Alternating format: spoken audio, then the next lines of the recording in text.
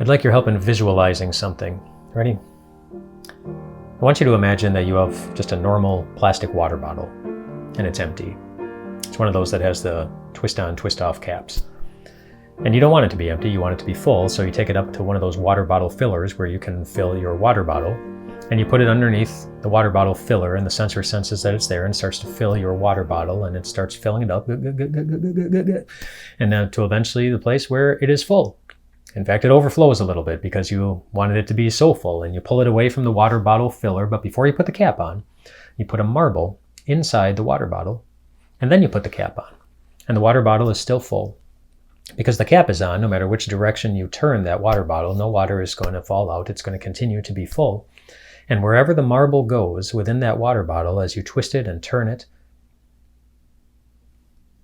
it's going to be surrounded by water because the water bottle is full. I'm telling you that to illustrate something that Psalm 33 tells us, something that is very good news for you wherever you are in the world, whatever kind of condition you happen to be in right now. Psalm 33 says that the earth is full of something. The earth on which we live, it is full, not of water. It is full of God's unfailing love. And if the earth is full of God's unfailing love, it means that no matter where life has dropped you at the moment, if it's a place that's incredibly comfortable, or a place that's not at all comfortable, it means you're still surrounded by God's love. It means God is not going to fail to love you. And this doesn't just apply to places where you are in life, like physical places. It also applies if you are currently in a place of worry or fear or loneliness or guilt, or a place where you have been confronted with your own weakness and it hurts. Because the earth is full of God's unfailing love, there's a promise there.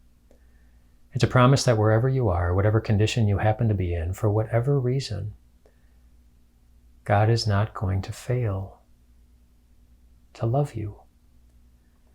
And God knows that sometimes it looks like we are in places where God either can't love us or isn't loving us, or a place where He will not choose to love us. Jesus knows that too. And so do the people who are watching Him die on a cross. And try to visualize yourself being there.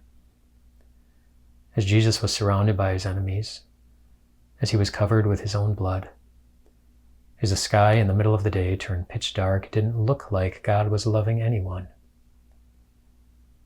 But that is the day, my friends, where God was loving you in the best ways of all, promising to love you no matter what it would cost Him, no matter what place He would have to go to, no matter what pain He would have to endure.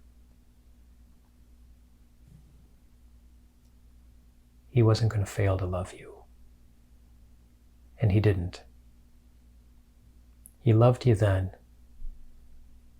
to keep a promise that He will love you forever.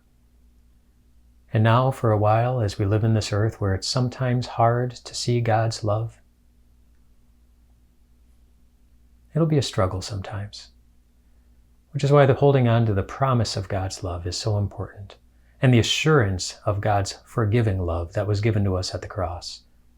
Holding on to those truths by faith. But one day you won't need faith anymore. Because one day you'll open your eyes and see the Jesus who was pierced for you standing right in front of you, welcoming you to paradise. And when He calls it paradise, He means it. It means it will be the best place of all. A place where you will not only feel God's love, but you'll see it, and you'll be living in it in that way, not just for a little bit, but forever. The earth is full of God's unfailing love. there isn't a place that you can go where you will not be loved by God. Rest well tonight, my friends.